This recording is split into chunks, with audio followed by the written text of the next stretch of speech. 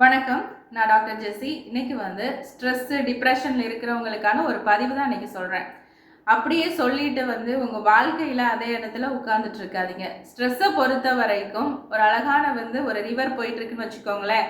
அதுதான் பார்த்தீங்கன்னா நம்மளுடைய பிரெயின். அதுல எந்த அளவுக்கு குப்பை சேருதோ அதை பொறுத்து அந்த தண்ணி குடிக்கிறதுக்கோ இல்லை மற்றதுக்கு யூஸ் பண்றதுக்கோ முடியாம போயிடும்.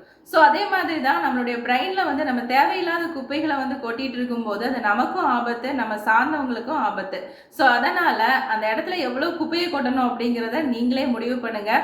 தேவையில்லாத சிந்திச்சுட்டு இன்னைக்கு இருக்கக்கூடிய சந்தோஷத்தை இழந்துடாதீங்க.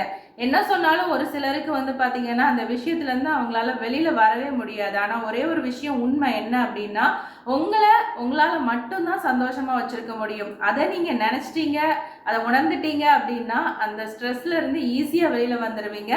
உங்க பிரெயினை ஆரோக்கியமா வச்சுக்கிறது உங்க கையில தான் இருக்கு. தேங்க்யூ.